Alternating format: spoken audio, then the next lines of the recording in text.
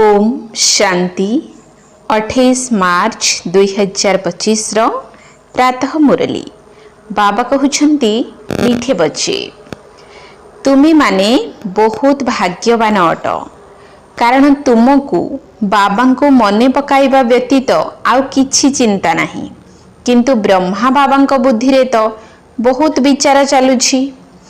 तुम्हें माने बहुत भाग्यवान अट कारण तुमको बाबा को मने पकाइबा व्यतीत आउ किछि चिंता नहीं किंतु ब्रह्मा बाबा बुद्धि रे तो बहुत विचार चलुछि। प्रश्न बाबा निकटरे जो सुपुत्र संतान माने अछंती सेमानकर लक्षण कौन होइथिबो? बाबा निकटरे जो सुपुत्र संतान माने अछंती सेमानकर लक्षण कौन होइथिबो? उत्तर सेमाने समस्तंकर बुद्धि जोग एकमात्र बाबा सहित जोड़ुथिबे एवं सर्विसेबल अर्थात योग्य सेवाधारी होइथिबे। सेमाने निजे भल भावरे पाठ पढ़ुथिबे एवं अन्य मानकु मध्य पढ़ाउथिबे। सेमाने बाबांको हृदय सिंहासन रे बसिथिबे। एहिपरि सुपुत्र संतान माने ही बाबांकर सुनाम करिथांती। जो माने निजे ठीक भावरे पढ़ंती नाही सेमाने अन्य मानको मध्य खराब करिथांती। एहा मध्य ड्रामा रे निर्धार्य रहिछि। गीत ले लो दुआएं माँ बाप की। ओम शांति। प्रत्येक घरे माँ बापा एवं दुई चारोटी संतान थांती एवं सेमाने माँ बापा को आशीर्वाद इत्यादि मागी थांती। से तो हेला हद्र कथा। एही गीत रे हद्र ही गायन होइछि, बेहद्र कथा काहाकू भी जଣା नाही। एबे तुमे संतान माने जानुछ आमे बेहद बाबांकर पुत्र एवं कन्या अटू। सेमाने हेले हद्र माता पिता लौकिक माता पितांक ठारू आशीर्वाद नियंती। ये हेउछंती बेहद्र माँ बापा। सेही हद्र माँ बापा मध्य पिला मानकर दायित्व नहीं थांती पुणी टीचर होई पाठ पढ़ाई थांती। एबे तुमे संतान माने जानिछ ये हेउछंती बेहद्र माँ बापा, बेहद्र टीचर, बेहद्र सद्गुरु, परम पिता, परम शिक्षक, परम गुरु जी कि सत कही थांती एवं सत्य शिक्षा दे थांती। तेबे संतान मानक भितरे मध्य क्रमानुसारे तो थांती ना। लौकिक घरे दुई चारोटी संतान थांती तांकर केते जत्न नेबाकू पड़ी थाए। एरे केते ढेर संतान अछंती। केतेक सेंटर रु पिला मानकर समाचार आसी थाए। एई पिला एमिति ये शैतानी करुछि, ये हैरान करुछि, विघ्न पकाउछि। तेबे चिंता तो ही ब्रह्मा बाबा को हेबो ना। प्रजापिता तो ये अटंती ना। केते पिलांकर चिंता रहुछि। तेणु बाबा कही थांती तुमे संतान माने बाबा को भल भावरे मने पकाई पारिबो। ब्रह्मा को तो हजार चिंता अछि, गोटिए चिंता तो रहिछि पुरुषार्थर, किंतु आहुरी हजार चिंता मध्य रहुछि। केते बहुत पिलांक मानकर दायित्व नेबाकू पडुछि। माया मध्य तुम मानकर बहुत बड़ शत्रु अटे ना। काहा काहार भल भावरे चोपा छड़ेई देउछि, काहाकू नाकरू काहाकू चुटीरू धरी नेउछि। एते पिला मानकर विचार तो करिबाकू पडुछि पुणी मध्य बेहद बाबांकर स्मृति रे रहिबाकू पड़िबो। तुमे हेउछ बेहद बाबांकर संतान। तुमे माने जानिछ आमे बाबांक श्रीमत रे चाली काहेकि बाबांक ठारू पूरा संपत्ति न नेबू। समस्ते तो एका भली चाली पारिबे नाही कारण एठारे राजधानी स्थापन हेउछि। अन्य कहार बुद्धि रे कथा आसी पारिबो नाही। एहा बहुत उच्च पाठ पढ़ा अटे। राजत्व मिलिगला परे जଣା पड़े नाही जे ही राजत्व किपरि स्थापन हेला। एही राजत्वर स्थापना हेबा मध्य बड़ आश्चर्यजनक कथा। एबे तुमे अनुभवी अट। प्रथमे यांकु मध्य कोन जଣା थिला कि मु कोन थिली पुणी किपरि 84 जन्म नेली। एबे बुद्धि रे आसुछि। तुमे मध्य कहुछ बाबा आपण सही अटंती ଏହା ବଡ଼ ବୁଝିବାର ବିଷୟ ଅଟେ। ଏହି ସମୟରେ ହିଁ ବାବା ଆସି ସବୁ କଥା ବୁଝାଉଛନ୍ତି। ଏହି ସମୟରେ କିଏ କେତେ ବି ଲକ୍ଷପତି କୋଟିପତି ହୋଇଥାନ୍ତୁ ନା କାହିଁକି, ବାବା କହୁଛନ୍ତି ଏହି ପଇସା ଆଦି ସବୁ ମାଟିରେ ମିଶିଯିବ। ବାକି ଆଉ ସମୟ ହିଁ କେତେ ଅଛି। ସଂସାରର ସମାଚାର ତୁମେ ରେଡ଼ିଓ କିମ୍ବା ସମ୍ବାଦପତ୍ରରେ ଶୁଣୁଛ। ଏଠାରେ କ'ଣ କ'ଣ ସବୁ ହେଉଛି? ଦିନକୁ ଦିନ ଝଗଡ଼ା ବଢ଼ି ଚାଲିଛି, ସୂତା ଅଡ଼ୁଆ ହୋଇ ଚାଲିଛି। ସମସ୍ତେ ପରସ୍ପର ମଧ୍ୟରେ ଲଢ଼େଇ ଝଗଡ଼ା କରି ମୃତ୍ୟୁ ମୁଖରେ ପଡ଼ୁଛନ୍ତି। ଏଭଳି ପ୍ରସ୍ତୁତି ଚାଲିଛି। ଜଣାପଡ଼ୁଛି ଯେମିତି ଯୁଦ୍ଧ ଆରମ୍ଭ ହେବାର ସମୟ ନିକଟ ହୋଇ ଆସିଲା। ଦୁନିଆ ଏକଥା ଜାଣିନାହିଁ କି ଏସବୁ କ'ଣ ହେଉଛି, କ'ଣ ହେବାର ଅଛି। ତୁମମାନଙ୍କ ଭିତରେ ମଧ୍ୟ ବହୁତ ଅଳ୍ପ ଅଛନ୍ତି ଯିଏକି ପୁରା ବୁଝୁଛନ୍ତି ଏବଂ ଖୁସିରେ ରହୁଛନ୍ତି। ଏହି ସଂସାରରେ ଆମେ ଆଉ ଅଳ୍ପ ସମୟ ରହିବା। ଏବେ ଆମକୁ କର୍ମାତୀତ ଅବସ୍ଥାକୁ ପ୍ରାପ୍ତ କରିବାକୁ ହେବ। ପ୍ରତ୍ୟେକଙ୍କୁ ନିଜ ପାଇଁ ପୁରୁଷାର୍ଥ କରିବାକୁ ହେବ। ତୁମେ ତ ନିଜ ପାଇଁ ପୁରୁଷାର୍ଥ କରୁଛ। ଯିଏ ଯେତେ ପୁରୁଷାର୍ଥ କରିବେ ସିଏ ସେତେ ଫଳ ପାଇବେ। ସେଥିପାଇଁ ନିଜକୁ ପୁରୁଷାର୍ଥ କରିବାକୁ ହେବ ଏବଂ ଅନ୍ୟମାନଙ୍କୁ ମଧ୍ୟ ପୁରୁଷାର୍ଥ କରାଇବାକୁ ହେବ। ସମସ୍ତଙ୍କୁ ରାସ୍ତା ବତାଇବାକୁ ହେବ। ଏହି ପୁରୁଣା ଦୁନିଆର ବିନାଶ ତ ନିଶ୍ଚିତ ହେବ। ଏବେ ବାବା ଆସିଛନ୍ତି ନୂଆ ଦୁନିଆର ସ୍ଥାପନା କରାଇବା ପାଇଁ। ତେଣୁ ଏହି ବିନାଶ ପୂର୍ବରୁ ତୁମେ ନୂଆ ଦୁନିଆ ପାଇଁ ଏହି ପାଠ ପଢ଼ି ନିଅ। ଭଗବାନ ବାଚ, ମୁଁ ତୁମମାନଙ୍କୁ ରାଜଯୋଗର ଶିକ୍ଷା ଦେଉଛି। ସ୍ନେହର ପିଲାମାନେ, ତୁମେମାନେ ବହୁତ ଭକ୍ତି କରିଛ। ଅଧା କଳ୍ପ ହେବ ତୁମେମାନେ ରାବଣ ରାଜ୍ୟରେ ଥିଲ ନା? ଏକଥା ମଧ୍ୟ କାହାକୁ ଜଣା ନାହିଁ କି ରାମ କାହାକୁ କୁହାଯାଏ। ରାମ ରାଜ୍ୟର ସ୍ଥାପନା କିପରି ହେଲା, ଏହି ସବୁ କଥା ତୁମେ ବ୍ରାହ୍ମଣମାନେ ହିଁ ଜାଣିଛ। ତୁମ ଭିତରେ ମଧ୍ୟ ଏପରି ବହୁତ ଅଛନ୍ତି ଯେଉଁମାନେ କି କିଛି ଜାଣିନାହାନ୍ତି। ବାବାଙ୍କର ସୁପୁତ୍ର ସନ୍ତାନ ସେହିମାନେ ଯେଉଁମାନେ ସମସ୍ତଙ୍କର ବୁଦ୍ଧି ଯୋଗ ଏକମାତ୍ର ବାବାଙ୍କ ସହ ଯୋଡ଼ାଇଥାନ୍ତି। ଯେଉଁମାନେ ପ୍ରକୃତ ସେବାଧାରୀ ସେମାନେ ନିଜେ ଭଲ ଭାବରେ ପାଠ ପଢ଼ନ୍ତି ଏବଂ ବାବାଙ୍କ ହୃଦୟରେ ରୁହନ୍ତି। କେହି କେହି ତ ପୁଣି ଅଯୋଗ୍ୟ ମଧ୍ୟ ଥାଆନ୍ତି। ସେମାନେ ସେବା ପରିବର୍ତ୍ତେ ଅପସେବା କରନ୍ତି। ଯେଉଁମାନେ କି ବାବାଙ୍କ ଠାରୁ ବୁଦ୍ଧି ଯୁଗ ତୁଟାଇ ଦେଇଥାନ୍ତି। ଏହା ମଧ୍ୟ ଡ୍ରାମାରେ ନିର୍ଦ୍ଧାରିତ ଅଛି। ଡ୍ରାମା ଅନୁସାରେ ଏହା ହେବାର ହିଁ ଅଛି। ଯେଉଁମାନେ ଭଲ ଭାବରେ ପାଠ ପଢ଼ନ୍ତି ନାହିଁ ସେମାନେ କ'ଣ କରିବେ? ସେମାନେ ଅନ୍ୟମାନଙ୍କୁ ମଧ୍ୟ ଖରାପ କରିଦେବେ। ସେଥିପାଇଁ ବାବା ତୁମମାନଙ୍କୁ ବୁଝାଉଛନ୍ତି, ବାବାଙ୍କୁ ଅନୁକରଣ କର ଏବଂ ଯିଏ ପ୍ରକୃତ ସେବାଧାରୀ ସବୁବେଳେ ବାବାଙ୍କ ହୃଦୟରେ ନିବାସ କରନ୍ତି ସେହିମାନଙ୍କର ହିଁ ସଙ୍ଗ କର। ତୁମେ ଯଦି ପଚାରିବ ଆମେ କେଉଁମାନଙ୍କର ସଙ୍ଗ କରିବୁ, ତେବେ ବାବା ସଙ୍ଗେ ସଙ୍ଗେ କହିଦେବେ ଏହିମାନଙ୍କର ସଙ୍ଗ କରିଲେ ବହୁତ ଭଲ। ଏମିତି ବହୁତ ଅଛନ୍ତି ଯେଉଁମାନେ ସଙ୍ଗ ହିଁ ଏପରି କରୁଛନ୍ତି, ଯାହାଙ୍କର ରଙ୍ଗ ମଧ୍ୟ ଓଲଟା ଚଢ଼ିଯାଉଛି। ଗାୟନ ମଧ୍ୟ କରାଯାଏ, ସୁସଙ୍ଗ ଉଦ୍ଧାର କରେ ଏବଂ କୁସଙ୍ଗ ଦୁର୍ଗତି କରେ। ଯଦି କୁସଙ୍ଗ ଲାଗିଯାଏ ତେବେ ଏକଦମ ଶେଷ କରିଦେବ। ଘରେ ମଧ୍ୟ ଦାସ ଦାସୀ ଆବଶ୍ୟକ। ସେଠାରେ ପ୍ରଜାମାନଙ୍କର ମଧ୍ୟ ନୌକର ଚାକର ସବୁ ଆବଶ୍ୟକ ନା।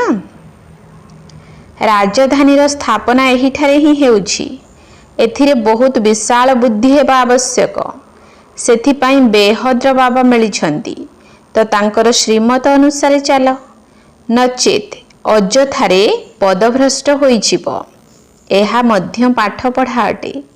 ଏଥିରେ ଯଦି ଏବେ ଫେଲ୍ ହୋଇଯିବ ତେବେ ଜନ୍ମ ଜନ୍ମାନ୍ତର କଳ୍ପ କଳ୍ପାନ୍ତର ଫେଲ୍ ହେଉଥିବ। ଯଦି ଏବେ ଭଲ ଭାବରେ ପଢ଼ିବ ତେବେ କଳ୍ପ କଳ୍ପାନ୍ତର ଭଲ ଭାବରେ ପଢ଼ୁଥିବ। ଜଣାପଡ଼ିଯାଏ ଯେ ଏମାନେ ଭଲ ଭାବରେ ପାଠ ପଢ଼ୁନାହାନ୍ତି, ତେବେ ତାଙ୍କୁ କି ପଦ ମିଳିବ? ସେମାନେ ନିଜେ ମଧ୍ୟ ବୁଝିପାରୁଛନ୍ତି ଯେ ମୁଁ ସେବା ତ କିଛି କରୁନାହିଁ, ମୋ ଠାରୁ ହୁସିଆର ତ ବହୁତ ଅଛନ୍ତି। ତେବେ ହୁସିଆର ମାନଙ୍କୁ ହିଁ ଭାଷଣ ପାଇଁ ଡାକିଥାନ୍ତି। ତେଣୁ ଯିଏ ହୁସିଆର ହେବେ ସିଏ ପଦ ମଧ୍ୟ ଉଚ୍ଚ ପାଇବେ। ନିଜକୁ ବୁଝି ପାରନ୍ତି ଯେ ଆମେ ଏତେ ସେବା କରୁନାହୁଁ, ତେଣୁ ଉଚ୍ଚ ପଦ ପାଇପାରିବୁ ନାହିଁ। ଶିକ୍ଷକ ତ ବିଦ୍ୟାର୍ଥୀମାନଙ୍କୁ ଜାଣିପାରିବେ ନା, ବାବା ପ୍ରତିଦିନ ପାଠ ପଢ଼ାଉଛନ୍ତି, ତେଣୁ ସମସ୍ତଙ୍କର ରେଜିଷ୍ଟର ତାଙ୍କ ପାଖରେ ରହିଛି ନା। ପାଠ ପଢ଼ାର ଏବଂ ଚଳଣୀର ମଧ୍ୟ ରେଜିଷ୍ଟର ରହିଛି। ସେହିପରି ଏଠାରେ ମଧ୍ୟ ଯୋଗ ହେଲା ମୁଖ୍ୟ ବିଷୟ। ଯୋଗ ବଳ ଭଲ ରହିଲେ ଚାଲିଚଳଣି ମଧ୍ୟ ଭଲ ରହିବ। କିନ୍ତୁ ପାଠ ପଢ଼ାରେ କେବେ କେବେ ଅହଙ୍କାର ଆସିଯାଇଥାଏ।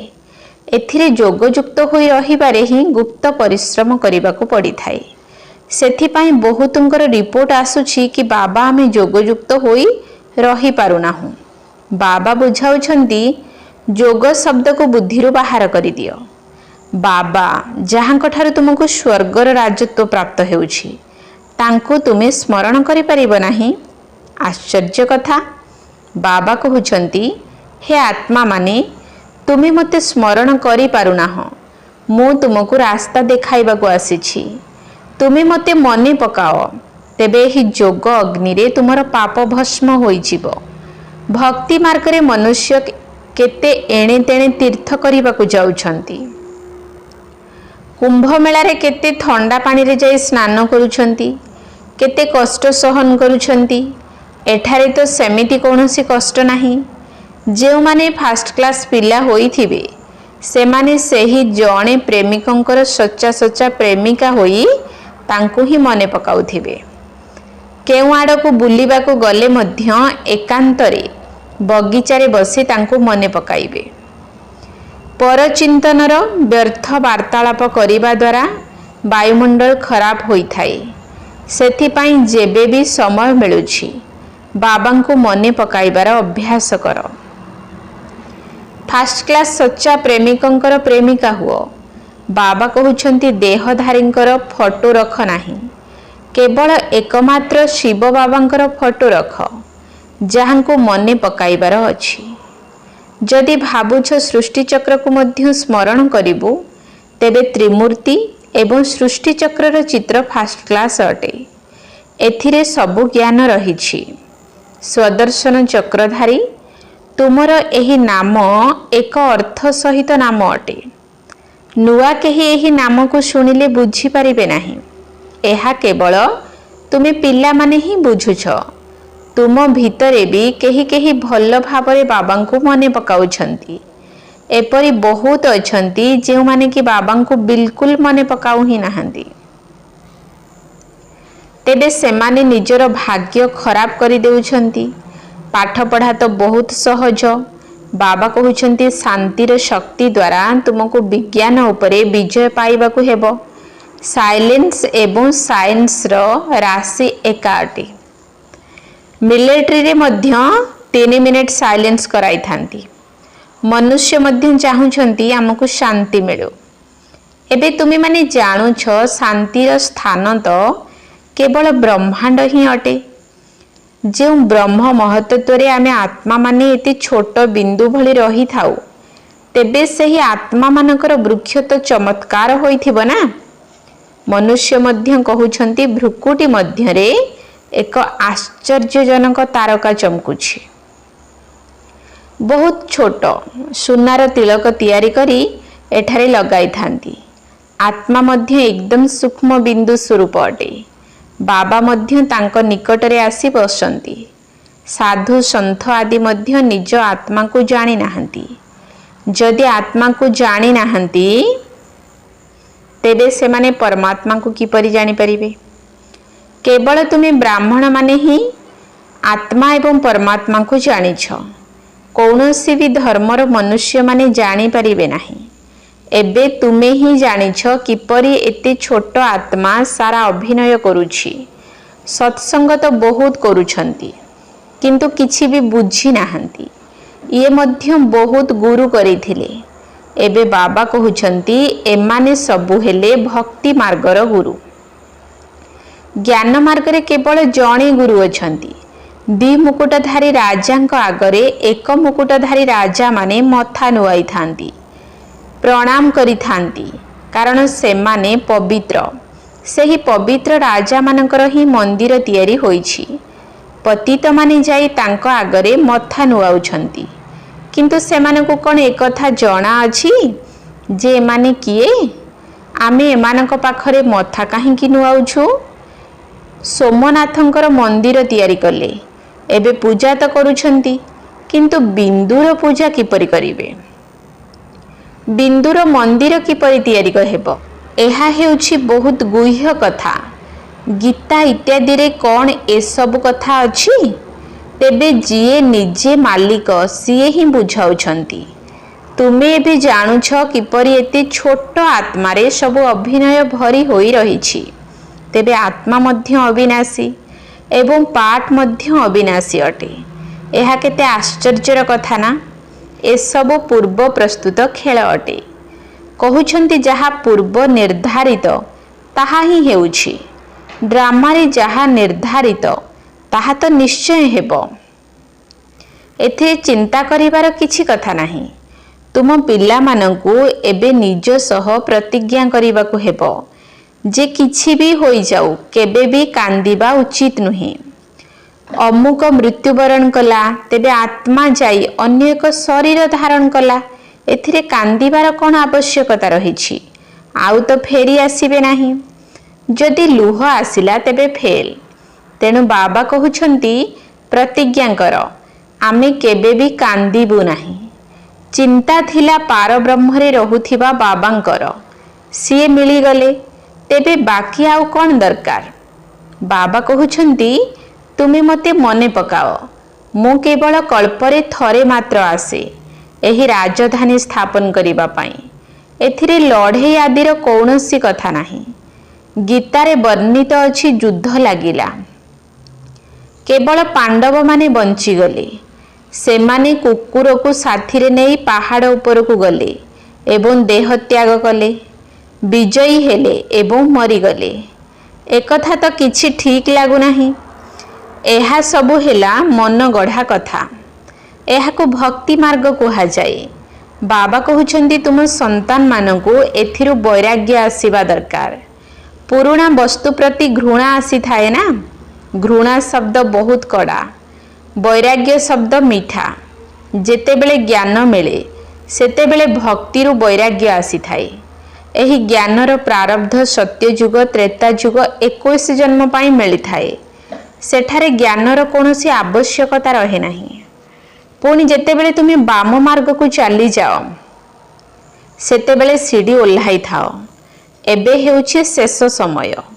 बाबा कहउछंती एबे एही पुराणा दुनियारू तुम पिला मानकु संपूर्ण वैराग्य आसीबा दरकार। तुमे एबे शूद्ररू ब्राह्मण होइछ पुणी देवता हेबो। अन्य लोक माने एही कथारू कोन जानिबे। जदिओ विराट रूपर चित्र तैयारी करूछंती किंतु सेथिरे ना चुटी अछि ना शिव बाबा अछंती। केवल नाम को मात्र कही देउछंती देवता क्षत्रिय वैश्य शूद्र। बास शूद्ररू देवता किपरि किए कराई थांती ए सब किछि जानि नाहंती। बाबा कहउछंती तुमे देवी देवता मानी केते साहुकार थिलो। पुणी सेही सबु संपत्ति कुआडे गला। भक्ति मार्ग रे मथा नुआई नुआई कपाळ घसी घसी पैसा सबु हराई देइछ। एहा कालीर कथा अटे ना। तुमको एही भली देवी देवता करी जाइथिली पुणी तुमे कौन होई जाइछ। अच्छा मीठा मीठा सिकिल दे संतान मानक प्रति माता पिता बाप दादांकर मधुर स्नेह संपन्न शुभेच्छा एवं सुप्रभात।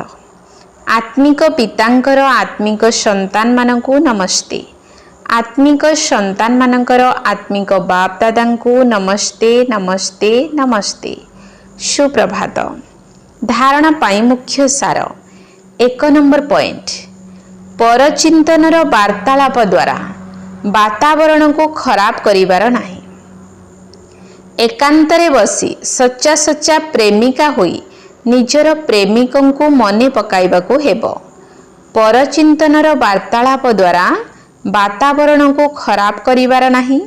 एकांतरे बसी सच्चा सच्चा प्रेमिका होई निजर प्रेमिकं को मने पकाइबाकू हेबो। 2 नंबर पॉइंट ନିଜକୁ ନିଜେ ପ୍ରତିଜ୍ଞା କରିବାକୁ ହେବ ଯେ ମୁଁ କେବେ ହେଲେ କାନ୍ଦିବି ନାହିଁ, ଆଖିରୁ ଲୁହ ବୁହାଇବି ନାହିଁ। ଯେଉଁମାନେ ଯୋଗ୍ୟ ସେବାଧାରୀ ଅଟନ୍ତି, ବାବାଙ୍କ ହୃଦୟରେ ସ୍ଥାନ ପାଇଛନ୍ତି, ସେହିମାନଙ୍କର ହିଁ ସଙ୍ଗ କରିବାକୁ ହେବ। ନିଜର ଚାଲି ଚଳଣିର ରେକର୍ଡକୁ ବହୁତ ଭଲ ରଖିବାକୁ ହେବ। ନିଜକୁ ନିଜେ ପ୍ରତିଜ୍ଞା କରିବାକୁ ହେବ ଯେ ମୁଁ କେବେ ହେଲେ କାନ୍ଦିବି ନାହିଁ, ଆଖିରୁ ଲୁହ ବୁହାଇବି ନାହିଁ। ଯେଉଁମାନେ ଯୋଗ୍ୟ ସେବାଧାରୀ ଅଟନ୍ତି, ବାବାଙ୍କ ହୃଦୟରେ ସ୍ଥାନ ପାଇଛନ୍ତି, ସେହିମାନଙ୍କର ହିଁ ସଙ୍ଗ କରିବାକୁ ହେବ। ନିଜର ଚାଲି ଚଳଣିର ରେକର୍ଡକୁ ବହୁତ ଭଲ ରଖିବାକୁ ହେବ। ବରଦାନ: ନିଜର ଶକ୍ତିଶାଳୀ ମନୋବୃତ୍ତି ଦ୍ୱାରା ମାନସିକ ସେବା କରୁଥିବା ବିଶ୍ୱ କଲ୍ୟାଣକାରୀ ହୁଅ। ନିଜର ଶକ୍ତିଶାଳୀ ମନୋବୃତ୍ତି ଦ୍ୱାରା ମାନସିକ ସେବା କରୁଥିବା ବିଶ୍ୱ କଲ୍ୟାଣକାରୀ ହୁଅ। ବିଶ୍ୱର ଯନ୍ତ୍ରଣାଗ୍ରସ୍ତ ଆତ୍ମାମାନଙ୍କୁ ରାସ୍ତା ଦେଖାଇବା ପାଇଁ ସାକ୍ଷାତ ବାବାଙ୍କ ସମାନ ଲାଇଟ୍ ହାଉସ୍, ମାଇଟ୍ ହାଉସ୍ ଅର୍ଥାତ୍ ଆଲୋକ ଏବଂ ଶକ୍ତିର କେନ୍ଦ୍ର ହୁଅ। ଏହି ଲକ୍ଷ୍ୟ ରଖ ଯେ ଦୁନିଆର ପ୍ରତ୍ୟେକ ଆତ୍ମାକୁ କିଛି ନା କିଛି ଦେବାକୁ ହେବ। ଚାହେ ମୁକ୍ତି ଦିଅ, ଚାହେ ଜୀବନ ମୁକ୍ତି ଦିଅ, କିନ୍ତୁ ସମସ୍ତଙ୍କ ପ୍ରତି ମହାଦାନୀ ଏବଂ ବରଦାନୀ ହୁଅ। ଏବେ ନିଜ ନିଜର ସ୍ଥାନର ସେବା ତ କରୁଛ, କିନ୍ତୁ ଗୋଟିଏ ସ୍ଥାନରେ ରହି ମାନସିକ ଶକ୍ତି ଦ୍ୱାରା ଶକ୍ତିଶାଳୀ ବାୟୁମଣ୍ଡଳ ସୃଷ୍ଟି କରିବା ତଥା ନିଜର ଶ୍ରେଷ୍ଠ ପ୍ରକମ୍ପନ ଆଧାରରେ ବିଶ୍ୱର ସେବା କର। ଏଭଳି ଶକ୍ତିଶାଳୀ ବୃତ୍ତି ନିର୍ମାଣ କର, ଯାହାଦ୍ୱାରା ଶ୍ରେଷ୍ଠ ବାୟୁମଣ୍ଡଳ ସୃଷ୍ଟି ହୋଇପାରିବ। ତେବେ କୁହାଯିବ ବିଶ୍ୱ କଲ୍ୟାଣକାରୀ ଆତ୍ମା। ସ୍ଲୋଗାନ: ଅଶରୀରୀ ପଣିଆର ବ୍ୟାୟାମ ତଥା ବ୍ୟର୍ଥ ସଂକଳ୍ପ ରୂପୀ ଭୋଜନର ବାରଣ ଦ୍ୱାରା ନିଜକୁ ସୁସ୍ଥ ରଖ। ଅଶରୀରୀ ପଣିଆର ବ୍ୟାୟାମ ତଥା ବ୍ୟର୍ଥ ସଂକଳ୍ପ ରୂପୀ ଭୋଜନର ବାରଣ ଦ୍ୱାରା ନିଜକୁ ସୁସ୍ଥ ରଖ। ଅବ୍ୟକ୍ତ ଇଶାରା: ସତ୍ୟତା ଏବଂ ସଭ୍ୟତା ରୂପୀ ସଂସ୍କୃତିକୁ ଆପଣାଅ। 28 ନମ୍ବର ପଏଣ୍ଟ। ବର୍ତ୍ତମାନ ନିଜର ଭାଷଣର ରୂପରେଖାକୁ ନୂତନତ୍ୱ ପ୍ରଦାନ କର। ବିଶ୍ୱ ଶାନ୍ତିର ଭାଷଣ ତ ବହୁତ କରିଲଣି, କିନ୍ତୁ ଆଧ୍ୟାତ୍ମିକ ଜ୍ଞାନ ବା ଶକ୍ତି କ'ଣ ଏବଂ ଏହାର ଉତ୍ସ କିଏ ଅଟନ୍ତି, ଏହି ସତ୍ୟତାକୁ ସଭ୍ୟତାପୂର୍ବକ ସିଦ୍ଧ କର। ସମସ୍ତେ ବୁଝିଯାଆନ୍ତି କି ଏହା ଭଗବାନଙ୍କର କାର୍ଯ୍ୟ ଚାଲିଛି। ମାତାମାନେ ବହୁତ ଭଲ କାର୍ଯ୍ୟ କରୁଛନ୍ତି। ସମୟ ଅନୁସାରେ ଏପରି ଧରଣୀ ମଧ୍ୟ ପ୍ରସ୍ତୁତ କରିବାକୁ ପଡ଼ିଲା, କିନ୍ତୁ ଯେପରି ପିତା ସନ୍ତାନମାନଙ୍କୁ ପ୍ରତ୍ୟକ୍ଷ କରିଲେ, ଏହିପରି ସନ୍ତାନମାନେ ପିତାଙ୍କର ପ୍ରତ୍ୟକ୍ଷତା କରନ୍ତୁ, ତେବେ ଯାଇ ପ୍ରତ୍ୟକ୍ଷତାର ପତାକା ଉଡ଼ିବ। ଓମ୍ ଶାନ୍ତି।